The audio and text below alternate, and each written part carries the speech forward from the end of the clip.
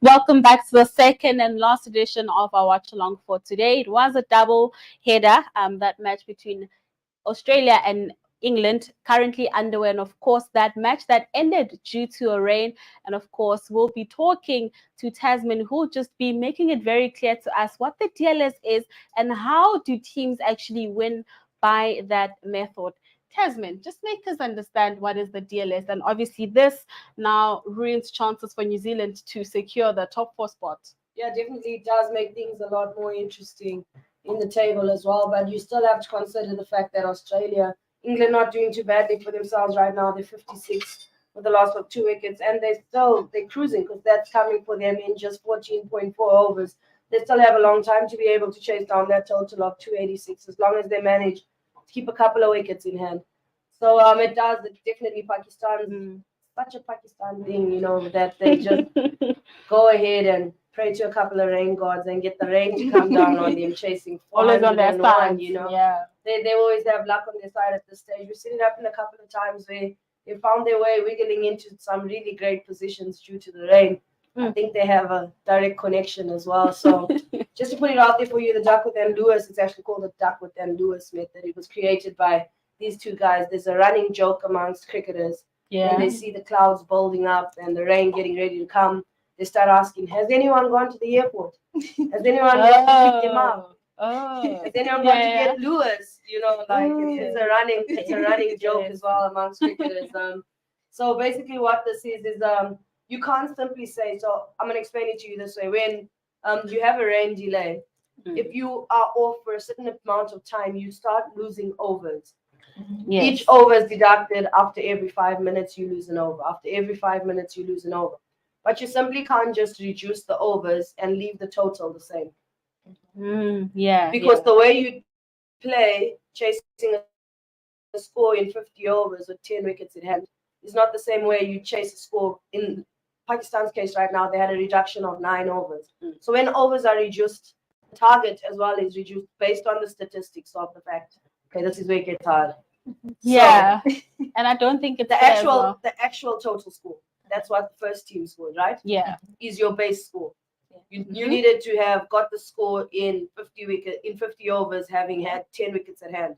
But now we've reduced the overs to 41. That means you've lost 9 overs, right? Yeah. So now they have to reduce not only the overs, but the target score. There's a formula, scientifically calculated formula for doing this. So what it actually does is it considers 2 things.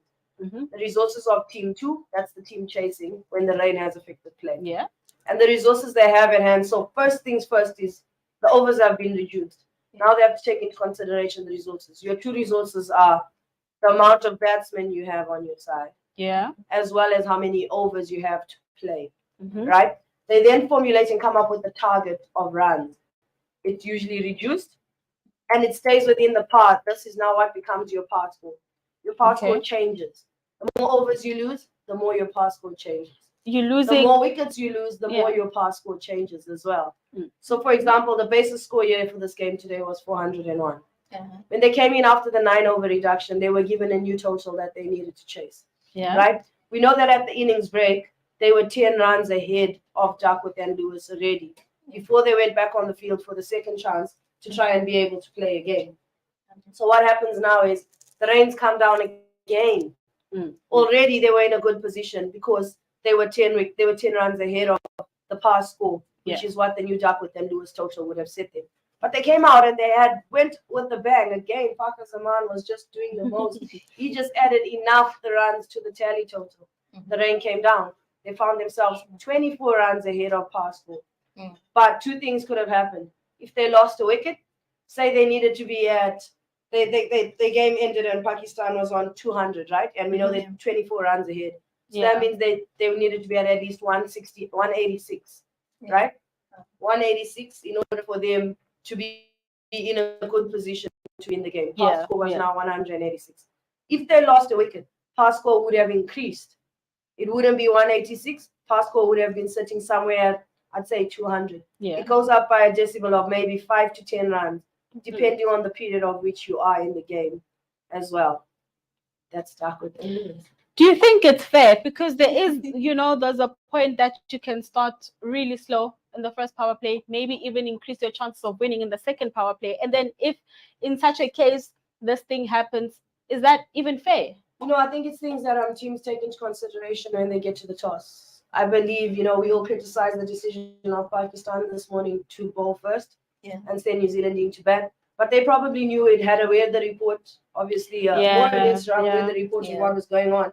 And maybe in their minds, they knew their middle order is not entirely firing, but their top order is firing. So if they get out there and they get off to a good start and the rain does come down, high chances are that they'd be ahead of the net run rate. They'd be ahead of Duckworth and Lewis. That's how it's one of those tactical things that happens. And Duckworth and Lewis is actually unfair but fair, because before the type of rules, before Duckworth and Lewis was introduced in the 1980s, before it was introduced, there were certain laws of the game that constituted to how a game should be adjusted after the rain delay. But they still weren't making sense for both oppositions. He was favoring one side of the coin or favoring the other side of the coin. This is simply a mathematical arithmetic equation to tell you this is where this team most probably would have been standing in this position based on the overs you faced and the wickets you lost. This is the score you need to catch up with. And you find, I've been on the tough end of Duckworth and Lewis, where if the rain comes down and you lose by 1 run, it's insane. It makes a difference. You have to consider the fact that how easy would it have been for those guys to get that 1 run when you have a number 10 and a number 9 batting? How often were they going to get that 1 run in the next 3 balls versus your best seam bowler or your best bowler on the day? So I think Pakistan probably sent New Zealand in knowing in the back of their minds that there's a very high chance for rain. I read out a pitch report this morning that said it's one of those great batting tracks, whether you bowl first or whether you bat first. It was on par. It was on 14 winds on this pitch. But there is a common essence for rain that comes in the second session. So I believe Pakistan most probably took that into consideration this morning when they opted to take a ball first in the field, regardless of what New Zealand was going to set for them. That's why you see they came out flying. That's why they came out with 0 care in the world and just hitting the ball. And of course, we have to talk about the key players for New Zealand. I mean, the batters really set a very high score, and I believe they also knew that we were safe. Pakistan, there's just no way, I believe, that they were not going to be able to chase that high score. Kane Williamson comes back from a thumb injury, almost gets a century on his return. I believe that this was a great impact that he's brought back into the team. We've got a debutant as well in the World Cup in Ravindra. Also very impressive, century today. His 3rd one in the World Cup. What do you make of that batting department as a whole? Yeah, I think bringing Kane Williamson back into the squad, I spoke about it a couple of days ago with you guys as well, and let you know that bringing one senior player in doesn't automatically make you win. But it gives your team confidence to know that there is someone with the knowledge of what's going on. You need that guy on the team that's constantly calming everybody down. Look, guys, it looks so bad, but just be patient. Tick away, chip away. They're gonna mess up first. Look, guys, I'm out here batting and I'm playing my shots and I'm playing my strokes. I'm solid. So you just play your natural game on the other end. Don't worry about what's going on in the center. Find your zone, find your hitting place. And we see it today with Raj and Ravindra. He and Kane Williamson built a spectacular partnership, and they're the ones that actually steered the game away from Pakistan to a certain extent, because by the time the likes of Devon Mitchell and Daryl Mitchell and Mark Chapman and everybody else came in, they were comfortable. They were comfortable to just come in and swing downs. You need to just go through the scorecard and look at everybody that came after Kane Williamson's strike rate. Everybody is within the hundreds already. That tells you that they didn't come in and still have to stop and rebuild the innings, hit 1s, run 2s, run 3s, push boundary fielders. They could literally come in, see ball, I want to walk down the track to this, I want to smash it. No, I'm going to dig back, rock back deeper, and I'm going to slog sweep. Because they didn't need to come in and to restructure the innings. They just had to keep the momentum going the way it was. Yeah, and what do you make, of course, of Rashid Ravindra in his very first World Cup, just doing what he's doing, 3 centuries so far in the World Cup? Yeah, I think that's what happens when you give a kid an opportunity. He was in this position, he did play in the Under-19 World Cup as well for New Zealand, and he did well enough on that platform. So I think it's all props for me. Sorry.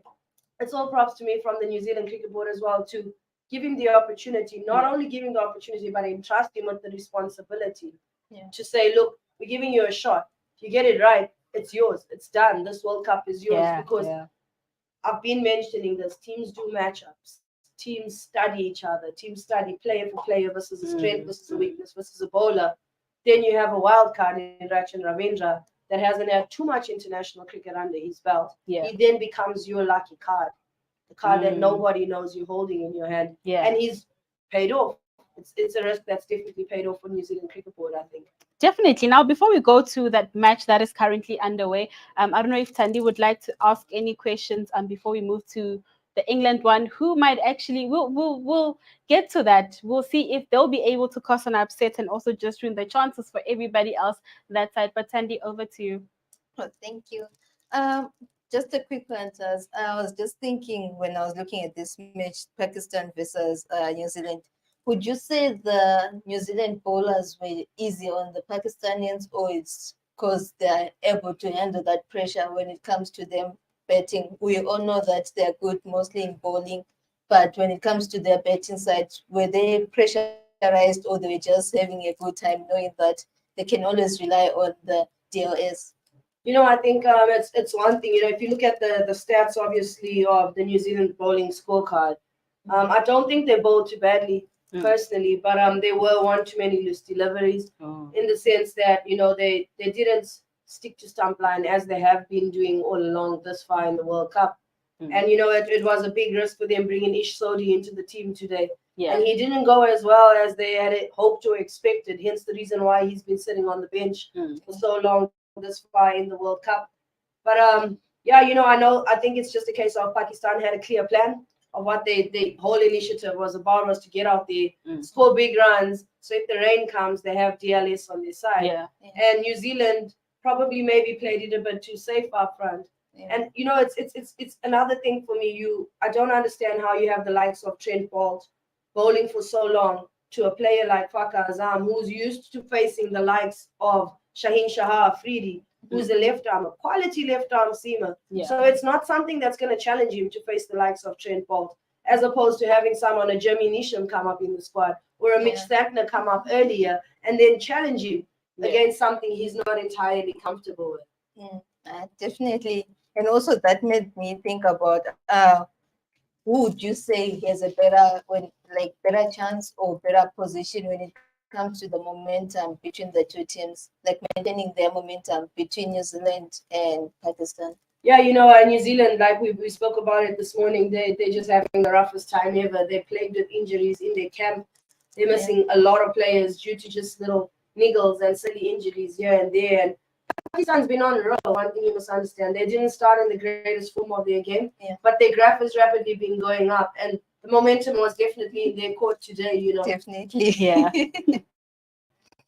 Even though we thought maybe they were going to lose this one, but hey, like what you said, the rain goes away on their side. Definitely. Yeah, I hand back over to you. All right, cool. Now looking at that match between Australia and England. England, as things are, they've got nothing to play for, but at least reputation to say, okay, cool, we've been at the World Cup. We were the defending champions, did not manage to get ourselves a semi-final spot. Would you say that in the remaining matches they'll be looking to just cause havoc for everybody who's trying to fight for the top 4 spot? Yeah, definitely. And it's not entirely that they have nothing on the cards. They're still Champions Trophy. If they win the next 2 to 3 matches, they can still possibly find themselves within the Champions Trophy. So not only are they looking to cause problems for people that feel that they're sitting comfortably in the top 4, but they're looking to shake up things for those that think they're already qualified and have a comfortable spot in the Champions Trophy. And something I want to highlight for you is, I don't think players walked on the field today feeling like, for Australia and New Zealand, you must understand this is an age-long rivalry. This is the Ashes. Whether they're playing Test cricket, whether they're playing T20, whether they're playing 50-over cricket, every match against each other feels like the Ashes for these guys. I'm pretty sure about it. So I think it's definitely a game of pride today. It's definitely one of those games where the English are probably feeling like, okay, maybe we haven't done the greatest right now in this World Cup, but we're not about to re-lose the Ashes. So basically, the only thing that's there to play for is the championship trophy. Championship trophy and a bit of pride on the line, definitely. I mean, I wouldn't say a bit of pride because you've lost the semi-final spot. If anything, would have been proper for a defending champion to lose at least in the semis.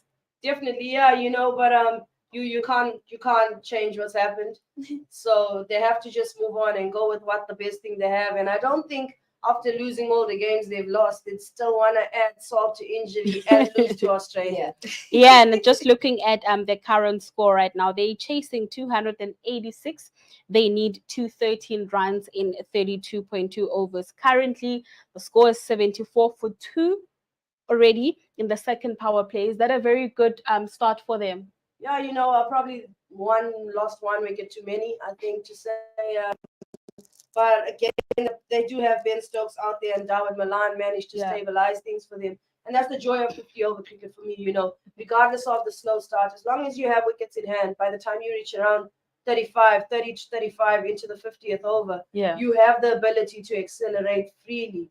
But the point in time you find yourself 5 down, 6 down, and you haven't actually finished probably, I'd say, the second power play, being in your, or at least into your 35th over, and you find yourself 5 down, automatically your finishers, your big hitters, your tail enders, pressure's turned back onto them. So I think these guys are currently doing great just to soak up the pressure, and be able to try and place it right back onto the Australians. Yeah, and just before I come to you, Tandy, for Australia, have they done enough to just make sure, have they set a high enough target for themselves to make sure that England do not even begin to come close to that chasing? Yeah, I think they might feel like maybe they were about 15 runs short of this total. We know that they were probably looking at about 300 runs on the cards. Yeah. But this is one of those par average games. It's on the pitch as well that the scoring total is anywhere between 235. So looking at it from the outside, you say they've done enough. Yeah. But it's literally going to just depend on the mood of England today, I believe. They look like they went to the airport and picked up the English team for this game today.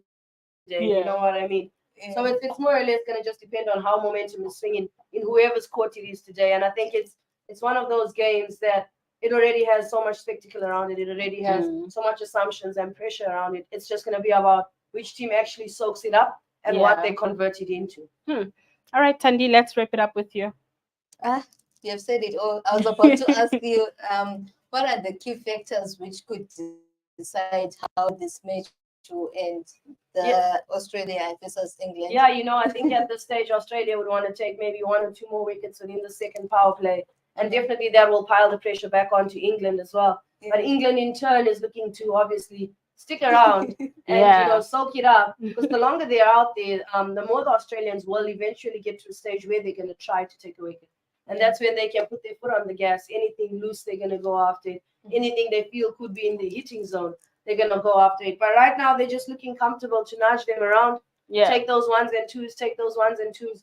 Probably a good bunch of bowling coming in at them right now. And instead of taking the risk now early on up in the innings and having a cluster collapse like what they've been doing the whole tournament, they'd rather soak up the pressure, see how deep they can go. I think the key for the English right now is to bat deep, take it deeper into the innings, and then see what happens up front. Yeah, and of course, we'll do a proper post-match of this just tomorrow, because we'll have all the results as to what had happened and what should have happened for other teams. But before we wrap it up, tomorrow, big game.